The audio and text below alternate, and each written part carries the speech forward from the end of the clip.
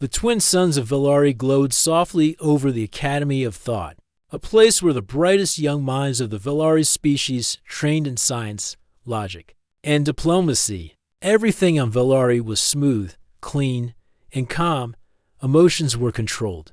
Passion was seen as a weakness, and humans, with their loud voices and unpredictable actions, were treated like an old joke from history books. In a quiet garden near the back of the academy, a group of young students sat in a circle. Their long silver robes moved gently in the wind. They spoke in low tones, sharp and clear. Most of them had pale skin and large, glass-like eyes that glowed faintly blue. At the edge of the group sat a girl named Nira. Her robe was the same as the others, but her eyes always showed something different: curiosity, warmth, a spark the others didn't understand. She said it again. One of the students whispered, barely hiding her laugh. Another boy smiled. She dreams about humans. Can you believe that maybe she wants to build a nest with one? Someone else said. Imagine the mess. The group laughed harder. Their voices were smooth, but their words were sharp. Nira looked down at the grass. Her hands rested on her knees. She didn't answer. She had made that mistake once, long ago. She had told them what she really thought. She had told them that humans were not as weak as Velari history made them seem. She had told them that she admired their bravery, their loyalty, and their love. She had even admitted, once, that she found human males interesting. Since then, the teasing never stopped, but Nira didn't let them see how much it hurt. She stared at the green sky above and waited for the moment to pass. Just then, a soft chime echoed from the garden wall. A glowing circle appeared in the air. It was a message, projected by the Academy's main system. All students report to the Hall of Unity, the voice said. A visitor has arrived. The students stood up. Their laughter faded as curiosity replaced it. Do you think it's true? One boy asked. Is the visitor really human? That's what the news said. Another replied. One human. Here for a knowledge exchange. How strange. Nira's heart began to beat faster. She didn't speak. She stood with the others and followed them toward the wide golden doors of the hall. The Hall of Unity was the biggest place in the academy. Its roof reached the clouds, and its floor shone like glass. Students filled the seats. Teachers and leaders stood along the sides. In the center of the room, near the landing pad, a round ship rested. It was dull gray with small blue lights. It looked nothing like the smooth, floating ships of the Velari. The door of the human ship opened with a hiss. A tall figure stepped out. He was human. His skin was tan, his hair short and brown. He wore a dark uniform with a symbol on his shoulder. His face was calm. He looked around with quiet interest. His eyes were sharp but kind. Many Velari in the room looked at him with cold stares. Some looked confused, others turned their heads slightly, a sign of disapproval. The human stepped forward and pressed a small device on his chest. A translator unit. It glowed green. He began to speak. Greetings to the Academy of Thought. My name is Tom. I'm honored to be your guest. The translator crackled. His voice stuttered. The device blinked red. Some students laughed softly. One of the elders raised a hand, ready to stop the speech. But Tom did not panic. He calmly opened a small panel on the device, adjusted something, and pressed the button again. Sorry, he said. Human tech can be a bit stubborn. Let's try that again. The translator now worked perfectly. His voice echoed clearly through the hall. I came here to learn. I came here to understand your ways. I hope we can share knowledge, not just facts, but thoughts and values, maybe even friendship. The hall was silent. Some teachers nodded politely, others stayed still. Nira's eyes never left him. There was something about the way he spoke, honest, brave, not afraid of looking foolish. He didn't try to act perfect. He was real. The official welcome continued. A Velari elder gave a long speech about tradition and order. Tom stood quietly through it all, listening with respect. Nira sat in the corner seat of the upper row. Her hands gripped the edge of her robe. For the first time in a long while, she felt something she could not describe, a soft warmth in her chest. She knew she should not feel it, not here, not now. But it was there. That evening, back in her private room, Nira opened her sketchbook. The glowing screen lit up with lines and colors. She began to draw. She drew the garden, the ship, the hall. Then she drew him, the human, Tom, standing straight, hands at his sides. Looking forward with steady eyes, she gave him a small smile, just like the one she imagined he would give her if they ever spoke. Her door chimed. A message from a classmate blinked on her wall. "He's not staying long," the message said. "No need to waste your time." Human dreamer Nira closed the message. She touched the drawing once more and saved it. Then she looked out her window at the stars. Far away, one of them was Earth. She whispered to herself. Maybe not a dream. Maybe something more. The next morning, the academy was filled with quiet whispers. Students moved through the halls with unusual energy. Some walked slower, hoping to see the human. Others walked faster, wanting to avoid him. Tom had been given a place in the knowledge wing, the section where advanced classes were held. He had no assigned tasks. His role was to observe, to ask questions, and to learn the ways of the Velari. Nira sat in the logic hall, her hands resting on her learning pad. She tried to focus on the lesson, but her thoughts kept drifting. Her eyes moved toward the door every few seconds. Then the door opened. Tom stepped inside. He wore a simple dark suit. He nodded politely to the instructor and took an empty seat. At the back of the room, some students turned to look. Others pretended not to care. Nira kept her eyes on her pad, but her heart beat faster. The lesson continued. Today's topic was emotional control during decision-making. The Velari instructor spoke in a slow, even voice. In high-pressure situations, emotions must be removed. A clear mind leads to correct action. One student raised his hand. Is it not true that humans often fail because of emotional choices? Tom raised his hand. The room grew quiet. With respect, he said, sometimes emotion helps, it gives. You have strength to protect others, to act fast, to do the right thing even when it's not the easiest choice. The instructor looked at him. Emotion may give speed, but not accuracy. Is that your belief? Tom nodded. Sometimes speed matters more than perfect planning. In danger, saving one life fast is better than losing two while thinking too long. Some students exchanged glances. A few smiled in a mocking way. Then a soft voice spoke from the middle row. I believe he's right. All heads turned. It was Nira. She sat straight, her eyes calm. Emotion is not always weakness. It depends how it is used. Some of the greatest Velari explorers acted on feeling.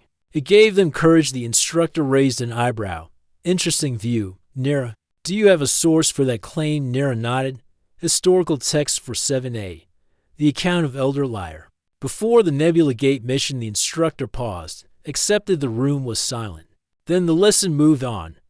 But the moment stayed in the air like a quiet wind. After class, students left the room in small groups. Some looked at Nira with surprise, others ignored her. Tom waited outside the hall. When Nira stepped out, he gave her a small smile. Thank you for what you said in there, he said. Nira nodded. It was true. Your point had value. They walked slowly toward the garden path. The trees on Velari were tall and silver, their leaves glowing faintly under the light of the twin suns. Tom looked up. This planet is beautiful. Peaceful. Nira looked at him. Do you miss Earth? Tom took a deep breath. Sometimes. Earth is loud, crowded, messy, but it is something special. People care deeply. We argue, we laugh, we cry. And when we love with everything we have. Nira's fingers curled slightly. She turned her face away, unsure how to answer. You speak with feeling, she said. Tom laughed gently. It's how we are. I hope that's not a problem. Here Nira shook her head. Not a problem, just rare. They reached the center of the garden. A tall crystal structure stood there, humming softly. It was used to calm the mind. Students came here to meditate or clear their thoughts. Tom looked at the crystal. What does it do exactly? Nira stepped closer. It helps silence noise. Inside the head, Velari use it when thoughts are too loud. Tom smiled. Humans usually listen to music or shout into pillows. Nira laughed before she could stop herself. It was soft but real. Tom looked at her with interest. You're different from the others. Her smile faded a little. Different is not always welcome. I know the feeling, Tom said. Back home, I was always the quiet one. People said I asked too many questions. Questions are good, Nira said. Then I have one. Tom replied, Why did you stand up for me in class? Nira paused. Because you were right, and because I've read about humans. I always wanted to know more. Tom's eyes softened. You're the first person here who didn't treat me like an error in the system. They sat on the stone bench near the crystal. The wind was gentle. The sky above changed color as the suns moved toward the west. From a distance, the students watched them. One of them whispered, Look, she's really talking to him. The other shook his head. She always liked humans. Now she is one. Nira heard them. She looked down, then looked at Tom. I should go, she said quietly. Tom stood with her. Thank you again, Nira, for being real. She nodded once, then turned and walked away. Her steps were calm, but her heart was full of strange feelings. Not fear, not shame, something else. That night, Nira returned to her room. She opened her sketchbook again. This time, she drew the garden bench. She drew herself and Tom sitting side by side. Not close, not touching, just talking. Two different beings, two different worlds, and yet something between them was starting to form. She saved the picture and stared at it for a long time. Outside, the stars of Velari blinked softly and far across the sky. Earth turned slowly under its blue light. Rian woke to the sound of metal gears turning outside his door. He sat up quickly. The small room was still dark, but the walls were vibrating slightly. Something was coming. The door opened with a heavy sound. Two armored guards entered, holding long shock rods. Behind them stood the same dark-robed figure who had bought him from the auction. You will be tested today, the figure said. Survive, or don't. Rian stood without speaking. He followed the guards through a long hallway with red lights. The walls had no windows, only dark panels and strange symbols. The air smelled of dust and oil.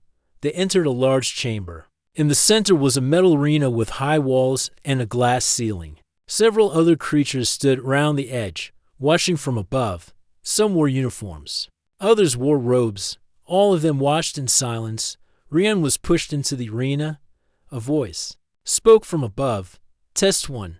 Survival under pressure. A gate opened on the far side of the arena. A creature stepped out. It was tall, with 4 legs, sharp claws, and a mouth full of jagged teeth. Its eyes glowed red. It growled and sniffed the air. Rian took a step back. He had no weapon. No armor, not even shoes, just his hands and his instincts. The creature roared and charged. Rian jumped to the side, barely avoiding the attack. The ground shook under its weight. He rolled and got back to his feet. His mind worked fast. He had to use the arena itself. He noticed a broken metal pipe sticking out from one of the walls. As the beast turned to charge again, Rian ran toward the wall. The creature followed. At the last second, Rian dodged to the side. The beast slammed into the wall. Metal bent. The pipe snapped off. Rian grabbed it. Now he had a weapon. The next few minutes were a blur of movement. Rian ducked, rolled, jumped, and swung the pipe. He hit the beast on its leg, then its shoulder. It roared in pain. Blood spilled on the floor. Finally, with one sharp strike to the neck, the beast fell. It didn't move again. Rian dropped the pipe. His chest rose and fell with each breath. His arms were shaking, but he was still standing. The watchers above remained silent. Then one of them clapped once. The others followed slowly. The dark-robed figure turned and left the viewing area.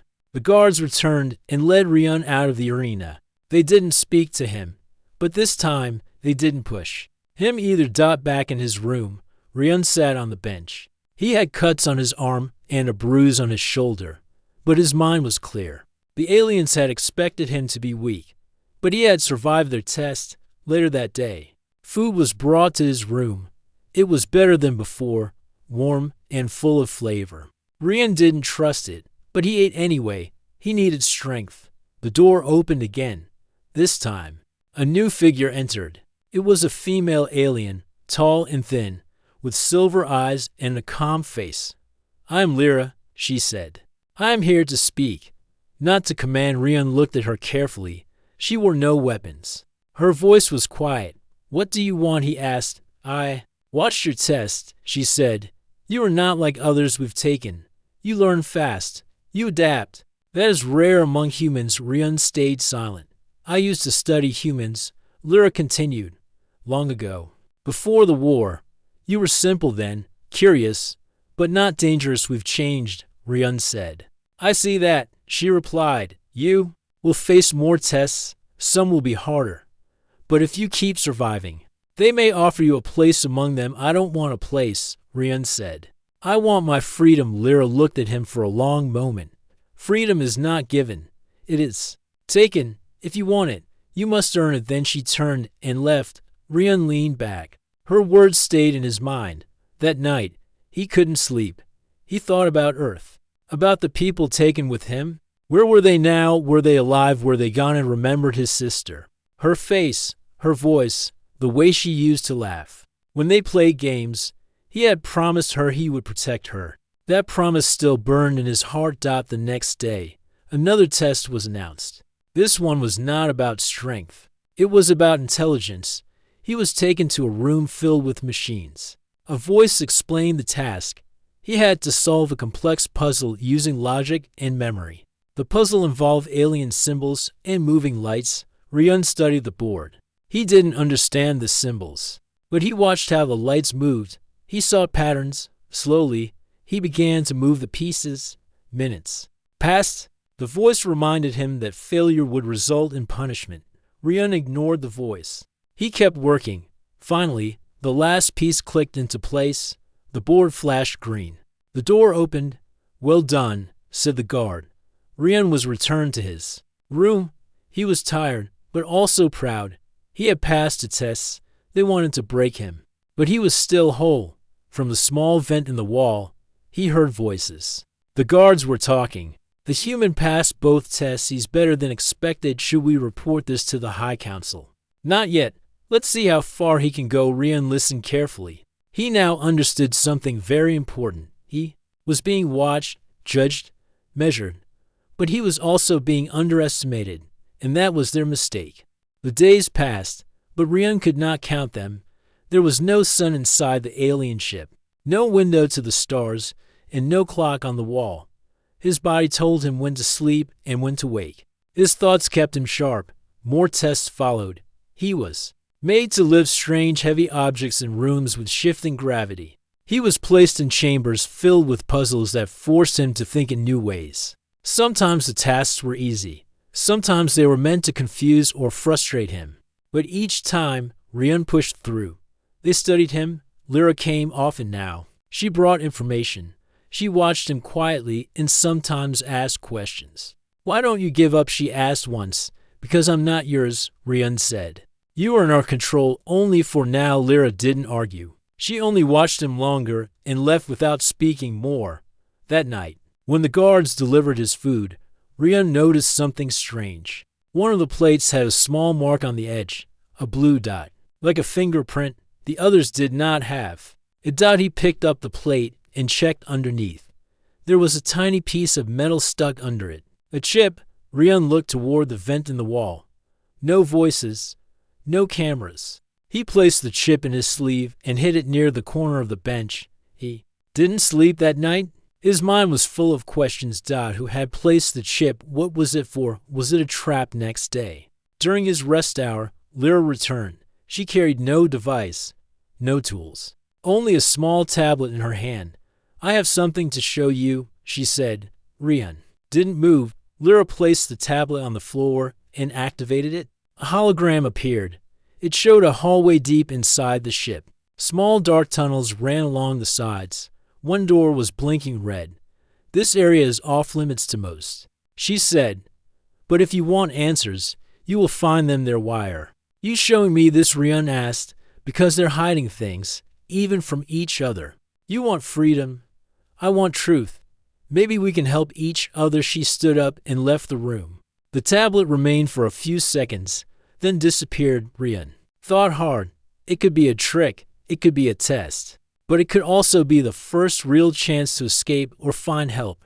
Later that evening, when the guards came to collect him for another task, Rian waited for the right moment. As they walked past the corner where Lyra had shown him, he acted. He stumbled forward, fell hard to the ground, and cried out. One guard bent down quickly. The other looked back. Rian grabbed the first guard's leg, twisted it sharply, and knocked him down. Before the second guard could react, Rian was up and running.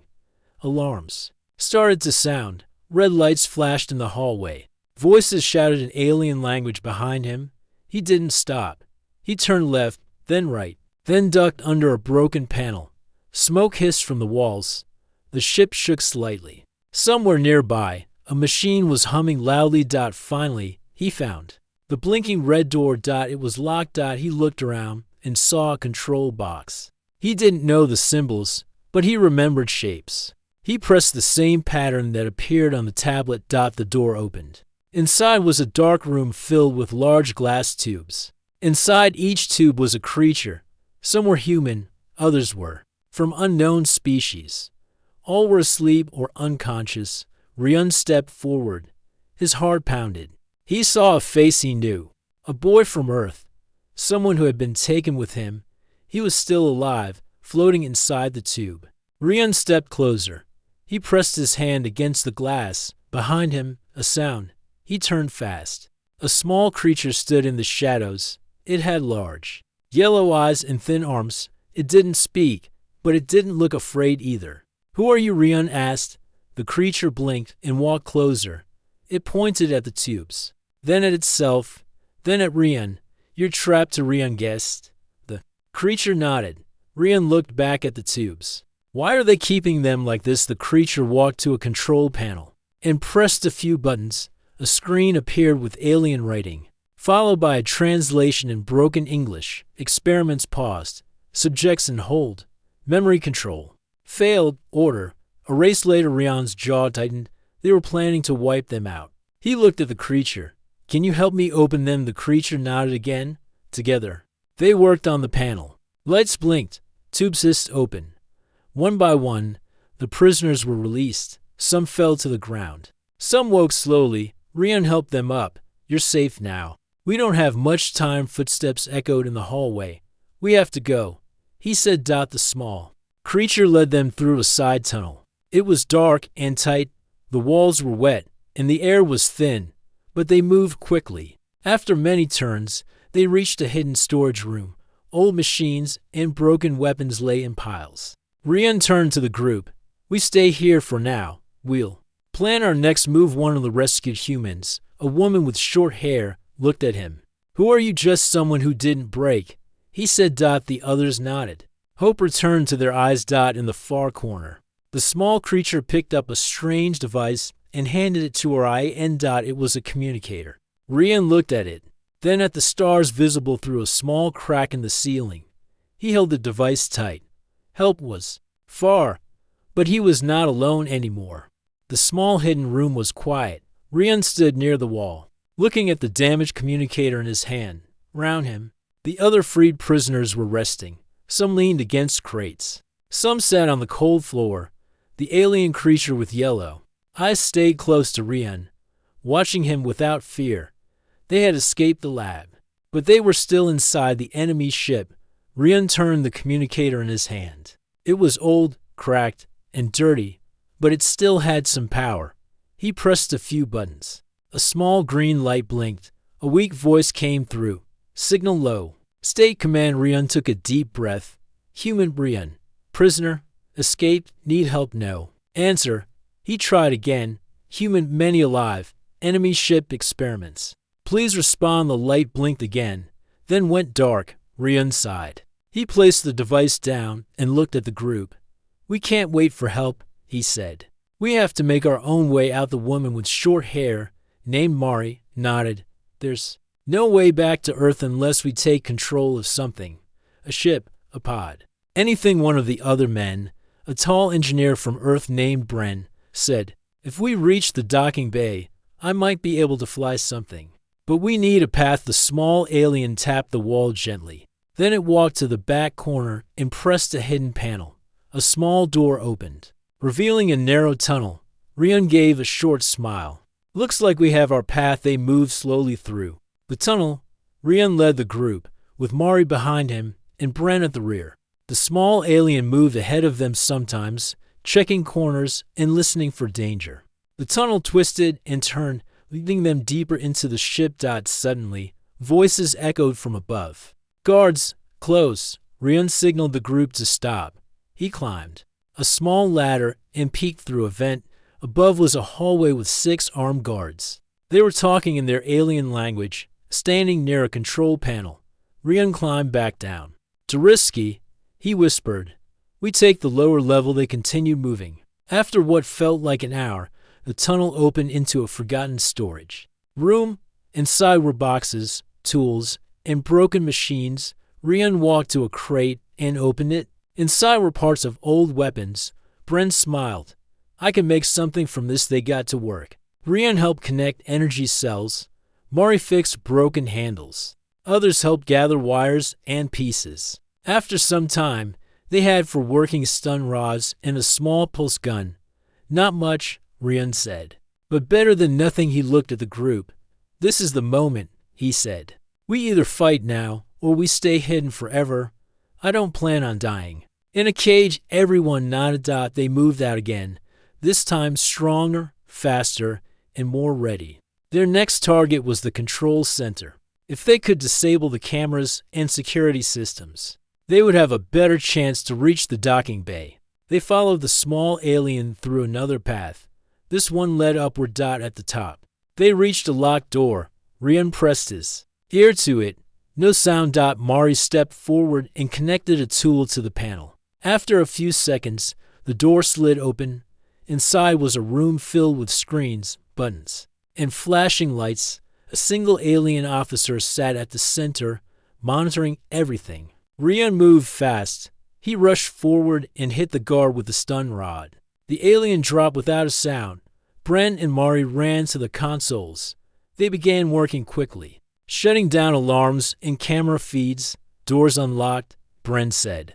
We have about 10 minutes before they noticed. They moved again. Now they were close. The docking bay was just beyond the next to doors. They could hear the engines of small ships and the voices of workers. Rian turned to the group. This is it, he said.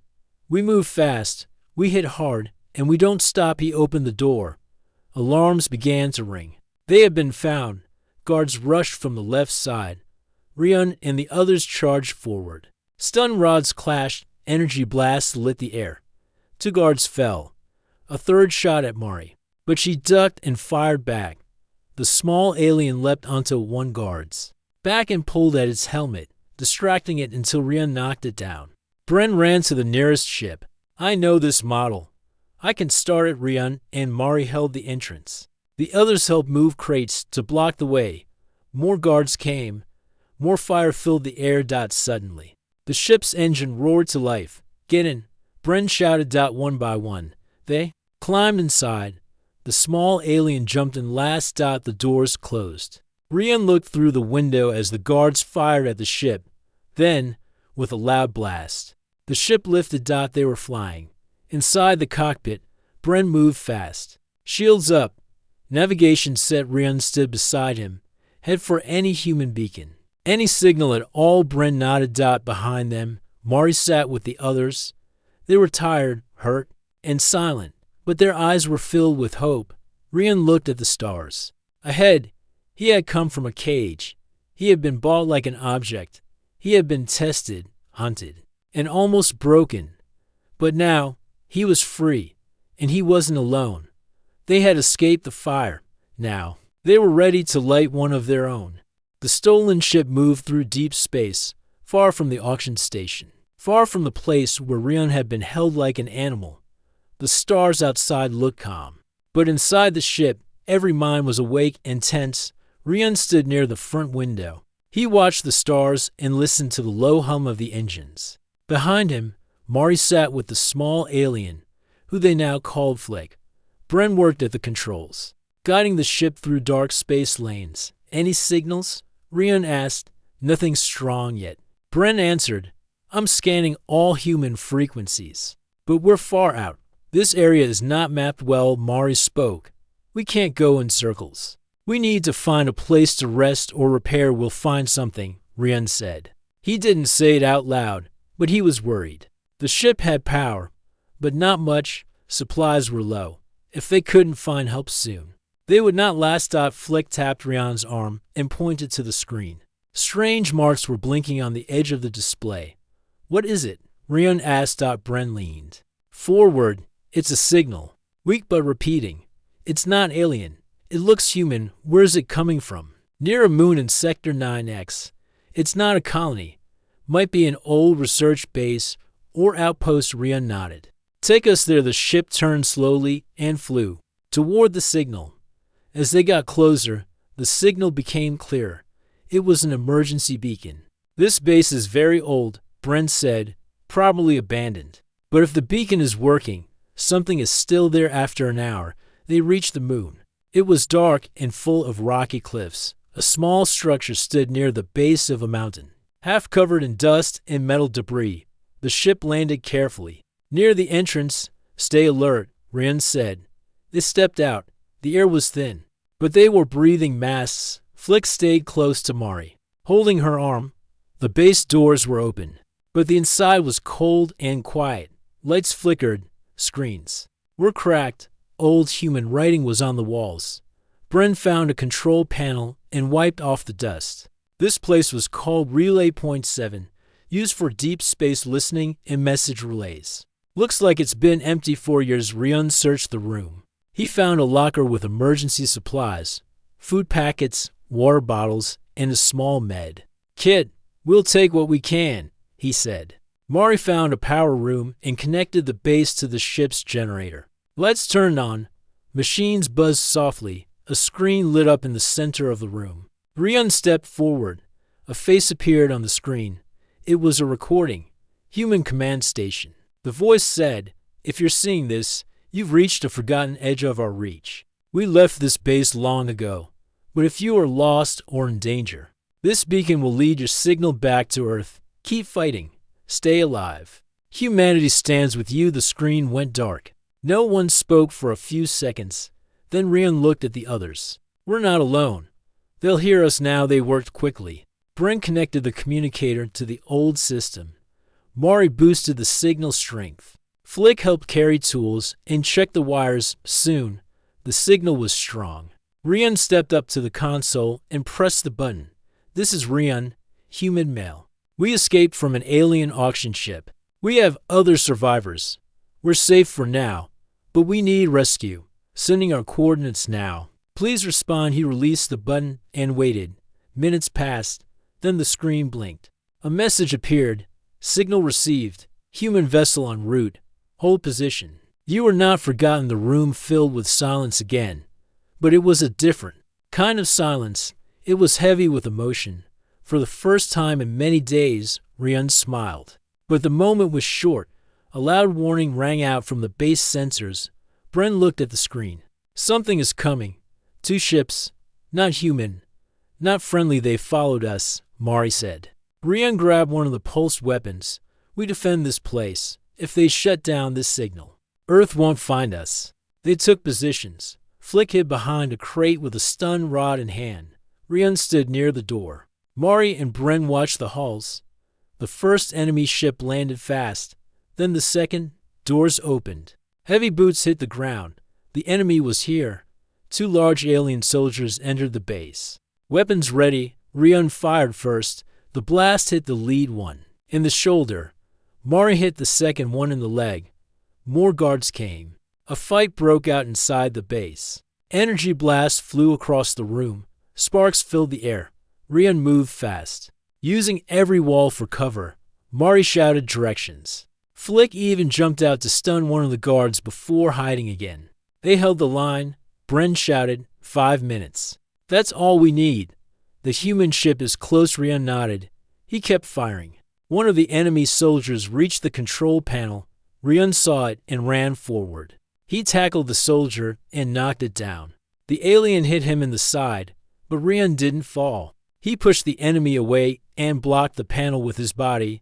"You're not taking this signal," he said. The alien growled and raised its weapon. Then a bright light filled the room. Outside, a large human warship had arrived. Its doors opened and soldiers in armor stormed the base. The aliens saw them and began to retreat. The fight ended quickly. A human officer stepped into the base. He looked at Rion and saluted. "You held the line," the officer said. "Earth heard your voice. You brought them back." Rion looked around at the others. Mari nodded. Bren leaned against the wall, tired but smiling. Flick peeked from behind a crate and waved. They had made it. The signal had reached home, and home had answered. The rescue ship flew through space with steady speed and sighed. The quiet hum of engines was the only sound.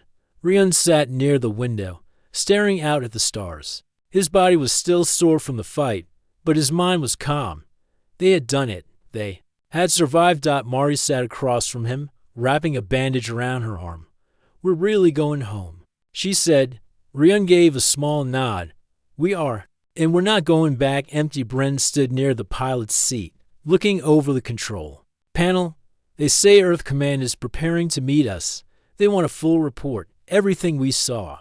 Everything they did to us." Rion looked away from the stars and said, "Good. It's time they knew what's happening out here." Flick sat beside Rion, holding a warm drink in both hands. The small alien was quiet, as always, but it stayed close to Rion wherever he went. It had saved him more than once. "Will Flick be safe on Earth?" Mari asked. Rion smiled. "I'll make sure of it." After many hours, Earth came into view. The blue planet glowed under the sunlight, its clouds like soft white lines over green and brown lands. It looked peaceful, like it had never known war or pain. But Rion knew better. They landed at a secure base near the mountains. Human officers in dark uniforms stood in a line, waiting. The moment Rion stepped out, cameras clicked. Lights flashed. Soldiers raised their hands in salute. An older officer stepped forward. "Welcome home, Rion. You brought back more than survivors. You brought back truth." Rion looked him in the eye. "They think humans are weak, but they're wrong. We're stronger than they know." He turned and helped Mari and Bren out of the ship. The other rescued humans followed, each one stepping onto Earth with quiet pride. Flick walked behind them, looking at the sky with wide eyes. For the first time, it saw a world that wasn't cold or filled with fear. The officer said, "We've prepared a place for all of you to rest. But first, Command wants to hear your story inside the base." Rion stood before a round table. A group of generals, scientists, and leaders sat around it. Cameras recorded everything. Rion told them everything. The auction, the tests, the escape, the old base, the message, the final fight. When he finished, the room was silent for a long time. Then a general said, "We knew these alien groups existed, but we didn't know they were taking our people, using them, selling them like objects." Another voice added, "We won't stay silent anymore. We will send rescue teams. We will defend every human life, no matter how far from Earth." Rion stepped forward. "This isn't just about us. There are others out there, people from other planets. Some are still trapped. Some are scared. We need to help them." To the leader stood up. "You've done more than survive. You've made us remember who we are. Humans don't break. We rise, we fight, and we protect." Later that evening, Rion stood alone in a quiet garden near the base. The sun was setting behind the hills. Wind moved through the trees. Mari walked up beside him. "They're going to name the next deep space program after you," she said. "The Rion protocol." Rion shook his head. "I didn't do it alone. They know that," she said. "But someone had to stand first. You did." Bren joined them, holding 2 cups of tea. He handed one to Rion. "I fixed the communicator, kept the old chip from the lab. Might help find others out there. Maybe we'll go back someday." Rion looked at the sky. "If we do, it'll be by choice, not in chains." Flick ran up and pulled at Rion's sleeve. The small alien handed him a new drawing. It showed all of them standing on Earth, smiling under the sky. Rion held the drawing carefully. "You're one of us now," he said. Flick made a happy sound and sat in the grass. In the weeks that followed, news of Rion's return spread across the planet. People in every country heard the story. Young students wrote his name in their journals. Families who had lost loved ones in space began to hope again, and in quiet corners of the galaxy. Others heard it too. On distant planets, hidden prisoners began to whisper the name Rion. Some aliens who had watched the auctions in silence began to question the system. Others feared what would come next. Because now they knew. Humans had not been broken. One had escaped, one had returned, and more would follow. One morning, a message came from Earth Command, Rion. We're building a team, explorers, rescuers, defenders. People who aren't afraid to face the unknown. We want you to lead it. Rion looked at the screen for a long time. Then he replied, I'll lead it. Not for revenge. For freedom. The message was sent. His name was now on every ship, every station, every classroom. He had been taken from an auction. He had been treated like nothing. But he returned as a symbol. Not just of survival, but of what it meant to be human.